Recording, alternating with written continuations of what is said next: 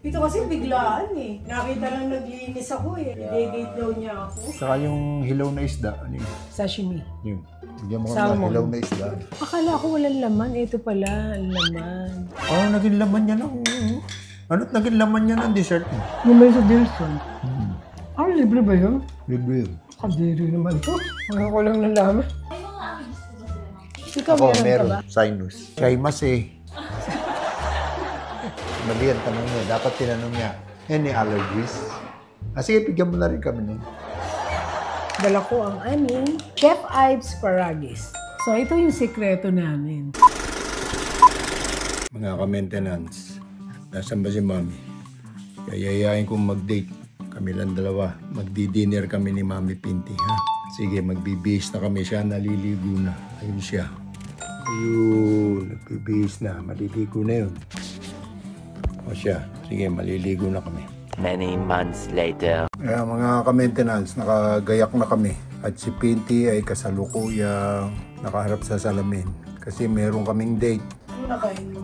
Nami-miss ko lang yung tayo kumakain sa Shake It, sa Angono. Magde-date tayo. Ngayon, magde-date tayo. Hindi naman very fine dining lang. Pag lang hindi makalabas mag-asawa, kahit kami mga senior na. Sige, mga ka-maintenance, kami aalis na. Ito kasi biglaan eh. Nakita lang naglinis ako eh. Nag-ayos ako ng mga doon sa stock room. I-date daw niya ako. Ika-date lang namin, no? Nanood kami ni kay Bossing.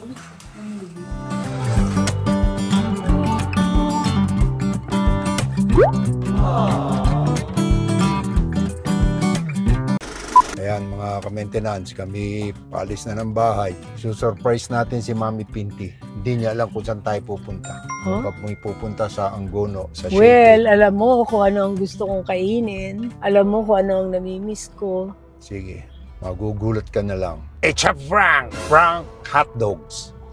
Ako, dadalhin mo lang kay Catherine na. Alam ko yung style. Para si Catherine na magbayad. Ha? Parang mali. Mali ba yun? Tayo nga lagi nagbabayad. Ang saya nung nung Christmas, nung Noche Buena, tsaka Medianoche. Nakakamiss yung mga apo natin. Maintenance, meron kaming yearly every December 24 with the Cruz and the Gonzaga families. Both sides natin. Both sides, ni Pinti at saka family ko. Masaya naman. Alam nyo, masarap yung mga nagre-reunion. Hoy, make sure nagda-drive ka. Salita ka para, tingnan mo yung dinadrive mo. Para yung mga magpipinsan maging close. Pero hindi, malalaki na. May kanya-kanya ng pamilya, no? We've been doing this for how many years? Parang 20 years, no? Para kasi yung mga 20 years na ba? Para yung mga apo natin, tsaka yung mga apo ng ating mga kapatid. Mga 15 years, no? 15 years na, 20 years. Magkakilala din. Masarap yung malaki pamilya. Kaso ngayon, pakuntian ng anak ngayon. Kaya pala sinasabi ang anak ay kayamanan. Kasi ang saya, no? Pag marami kayo. Not necessarily financially, pero masaya. Yung masaya. Tsaka maraming magdadamayan. Nung araw, nung bago pa lamang kami ni Mami Pinti, mga ka-maintenance, pag nagde-date kami, ito, nagsasama ng chaperone. Nawala na nga siya. Mga sagabal namatay sa bisyo. Namatay na si Guy. Tapos, nung hindi na sinasama yung isang chaperone, dahil malakas kumain. Hindi. Joke lang. Wala na nga yun. Sinama yung kanyang bunsok kapatid. Si John. Para kaming may anak. Pinapasyal natin sa carnival. Namin sa carnival. Naman date yun at kami nasa carnival para kami may anak. Ayun. Siyempre, noon, enjoy ka na mag-asawa na kayo, nagkaanak na kayo. Siyempre, kada date ninyo.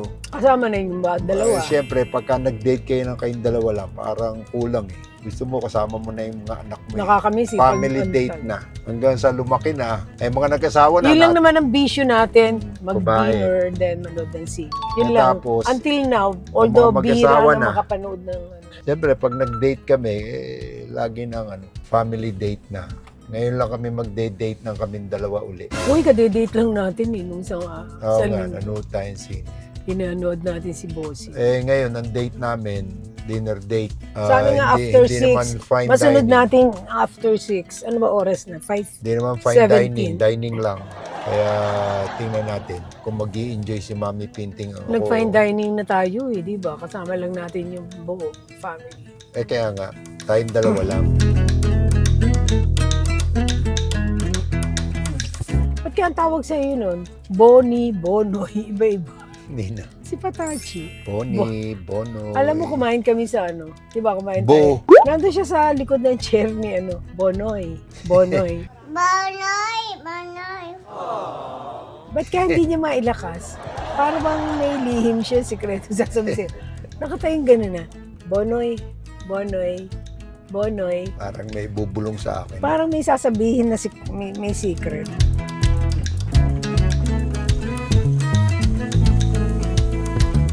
Ano? Ba't tayo nandito? Dito, saan tayo kakain? Kakain tayo sa palatong. Isa tayo ang plato, palatong. Dito? Oo. Oh, sige, na-surprise ba Oh, ako? na-surprise ka ba? Oo. Eh, chapran. Ano ibig sabihin ng shaimase? Vuelta. Dito ba meron na? Ito available. Shaimase. Okay. Oh. Okay. Thank you.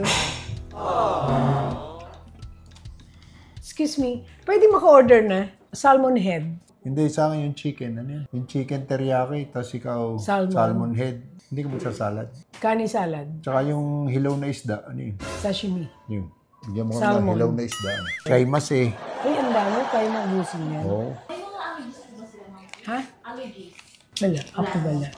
Ikaw Ako meron ka meron ba? sa sinus. Shaimase. Mali ang tanong niya. Dapat tinanong niya, any allergies? Sige, bigyan mo na rin kami nun.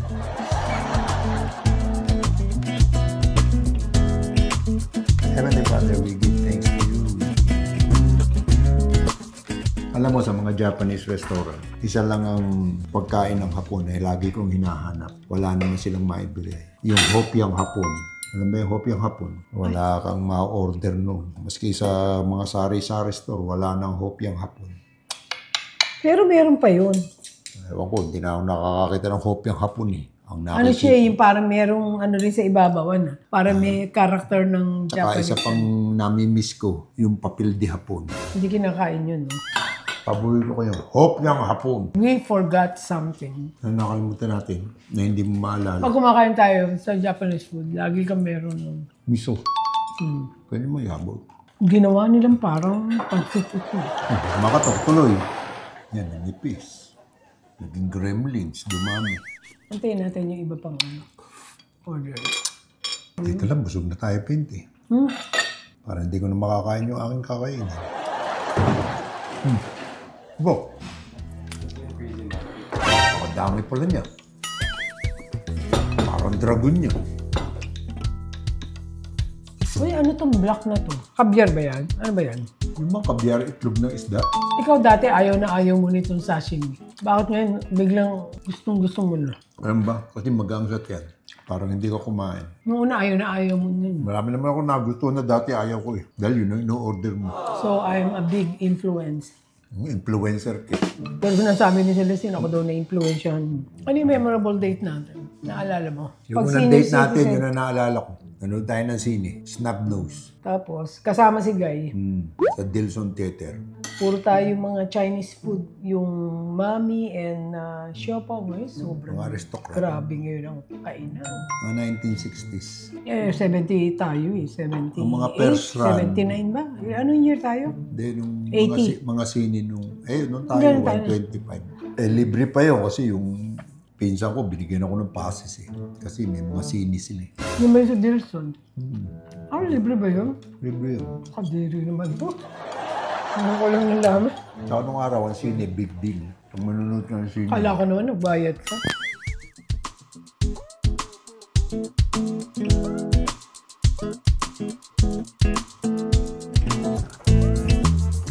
Lakas ang salmon. Wala. Diba? Pag kumakain tayo sa restaurant, lagi kaming hati lang. Hindi na kami makaubos sa marami. Kailangan maghati lang. Gusto mo pa rin kumain ng marami. May hina na yung panuno mo. Kaya mas gusto mo kumain ng Ay, ako kumain. hindi mahinaan. Ikaw, malakas ang metabolism. Banir. Ano yan? Akala ko walang laman. Ito pala, ang laman. Naging laman niya ng... Ano't naging laman niya ng dessert mo? Gusto mo palitan yun? May ice cream? Ayan nga, ice cream. Naalala ko naman ganun na mangyayari. Pero kukunin ko to. Sabi ko ni. Kukunin ko to, Wang. Gusto ko yun. Ano kakainin ko? Yan, ice cream. Gusto ko yung panakutin, di mo tamis eh. Nung araw, ang aming dessert, tira-tira, anutya. Ano pa yung mga dessert Coco natin? jam. Kalameyate. Ang tawag natin sa Tagalog, kalamihate. Ginagawa yan marami sa kita. Nung araw, naalala ko. Yan ang dessert na Yung matatanda. diabetes. Pagkakain, kukuha ng kalamihate. High blood. Tsaka sakit sa puso. Ang sabi nung araw, sakit ng mayaman. Grabe, ang sarap ng dessert nila, no? Ano ba yun siya? No, water. Alam mo, ito yung dessert na hindi siya matamis. Kaya gusto ko dito eh. Andito yung favorite salmon head ko. Tapos ang dessert nila hindi matamis. At syempre, nag-request ako ng hot water after the dessert. Kasi, as usual, dala ko ang aming isang maintenance. Ang Chef Ives Paragis. Inumin muna natin to. Ay, yung pala tea. Wait lang. And of course, dahil nag-request ako ng tea, lagi ako may baon na Paragis with moringa. Ano ito? Gold ito? Yes. Gold. Lagay mo na. So, Paragis healthy, Paragis everyday. Lagi ako may baon talaga sa ano ko. Always. Okay?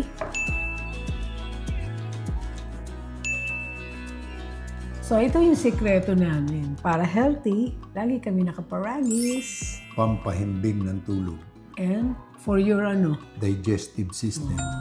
kasi ano to eh, lagi yan constipated eh. Pero ngayon, okay na. Ano, masaya ka ba sa date? Masaya ba ako? Tanungin mo. Masaya ka ba? Oo. Kompleto saya ako kasi hindi ko nalimutan yung paragis. Part na ng buhay natin to eh. Di ba? Yan, natapos na ang aming dinner. And then next to Yayayain this, ko si Pinti manood ng sine. no. Next to this is we'll meet our apo. Thank you sa date. Oh, At ang susunod dito, yun naman, mamimit naman natin ang ating mga apo. Terry. Pupunta si Natin Saan? kay Alex. Magkikita daw tayo doon. Sige. Sarap ng dinner. Hindi masyadong mabigat, no? Pag Japanese food, no? Hindi masyadong mabigat sa tiyan. Pag dito ka nag-dinner, gagaang pa. Gagaang pa bulsa mo. Tsaka halit mo. Magbayad ka na. Bigay mo na yung Sige, Senior napakasarap ng citizen. aming date. At kami lilipat na sa kay Catherine at pupunta Kaya raw don't din ng forget, aming dalawang apo. our capsule, Chef Ives Paragis. And of course, Chef Ives Tea. This one. Okay, mga ka-maintenance, don't forget, Our tips. Chef Ives Paragis. Paragis healthy. Paragis every day. Bye-bye.